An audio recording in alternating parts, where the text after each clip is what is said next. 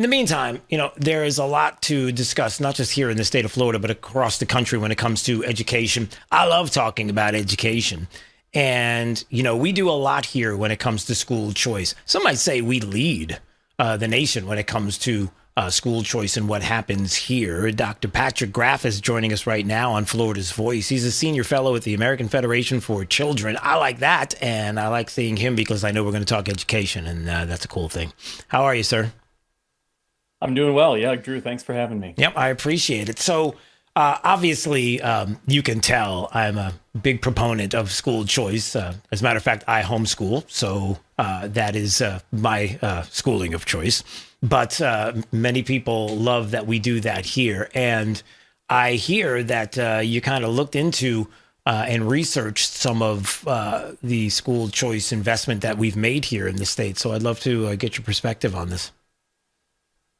No, that's great. Yeah, thank you for having me. I have been wanting to spread the good news about what the state of Florida has done. I think sometimes other states around the country should be looking to Florida and the education model that's been developed here a little bit more, but the story really needs to be told. So I had a study that came out this week looking at the beginning of the private school scholarship program here in Florida, which was the tax credit scholarship program at the time.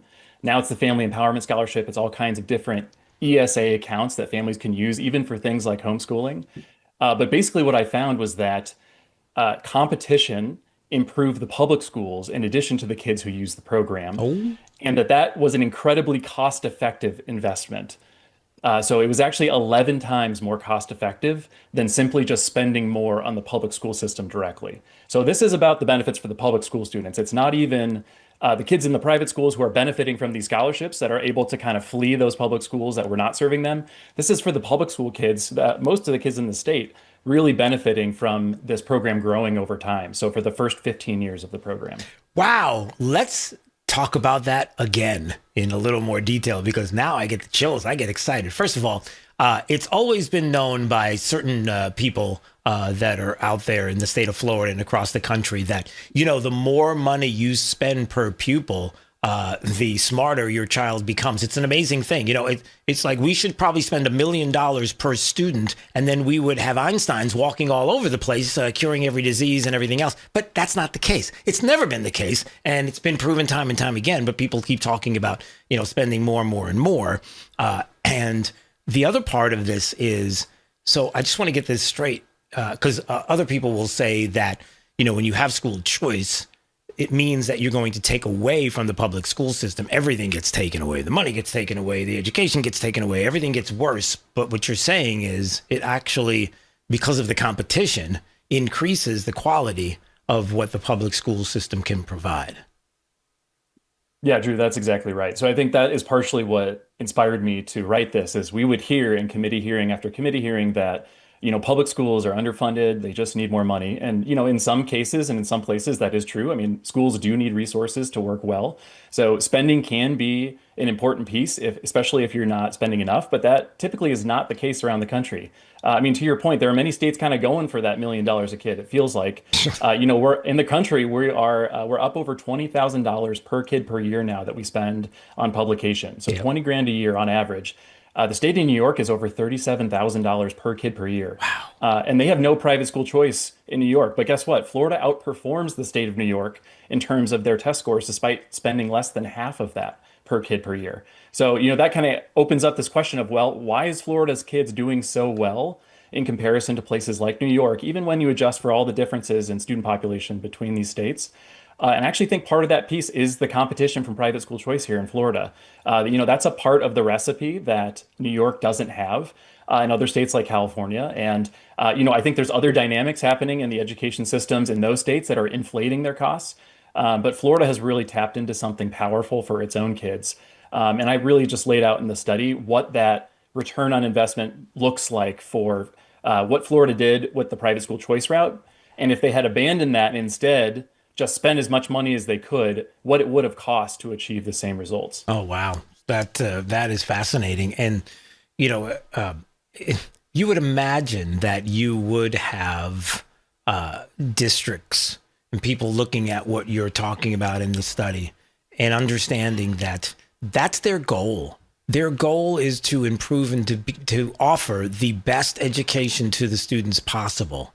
So you would imagine that when you see empirical evidence that would show what you're describing, that this would be this would be a force for them to ask for it in another state, to make sure that this is happening in their community with the empirical proof. But still, we have people who fight against this politically, because it's all about politics. Unfortunately, and it harms the kids. And one of the other things I want to say, and I'll let you finish the thought here, is, my concern has always been, and I say this over and over again, and if you listen to the sound of my voice each and every day, you're going to hear it again. Sorry. We got a finite window. You have a finite window to educate your child. I was talking to my wife about this today. You have a certain amount, because we talk about education a lot, but you have a window. You got to get things right in that window. If things happen, unfortunately, like COVID, or like other things that could be happening, like fighting over Common Core in the past and things like that, ultimately, you're losing the time to educate your child. There's a finite window. You always have to remember that. You don't want to do battle. You want to raise up what you can do for them now. Absolutely. Yeah. And I think these states without private school choice programs, I mean, a lot of their public school systems kind of turn into compliance machines, right? Yep. It's about meeting the administrative demands, and it's not about being innovative, meeting kids where they're at, responding to those needs, and knowing if you don't, that parents have another choice on where to send their kids for their education. So for us at the American Federation, we are very excited because as a part of the One Big Beautiful Bill passed last summer, was the Education Freedom Tax Credit, which is for the very first time this federal tax credit. Everyone across the country, if your state opts in, your governor opts in, can give up to $1,700 to a scholarship organization, much like the Florida Tax Credit Scholarship, and receive a federal tax credit for that donation. So this will open up school choice to many states that currently do not have it. We already have places like Alaska that does not have a state school choice program, but has opted in. So those students will have access to private school choice for the first time. We hope more states will opt into this, because I think they are missing out on some of this improvement that otherwise, they could have there at a very low cost here, because it's not even coming out of your state budget. This is coming out of the federal side. So a lot of these Democrat governors who have not yet opted in, I think there's going to be growing pressure for them to opt in, not only for their private school students, but also public school students who might be able to benefit from this in terms of scholarships for things like tutoring or aftercare enrichment programs after schools. So we're really excited for the future. That starts in 2027. So there's going to be a lot happening in the next 6 months. Wow. Yeah, there is a lot and so much to talk about. I could talk about this forever, because I know, one of the things with my family is, you know your child best. You know how they act. You know how they learn. You know how they eat. You know all about them, right? So if you see that maybe, for example, a child is very fidgety, and they wouldn't be best in a let's say a certain environment. They need to get that energy out.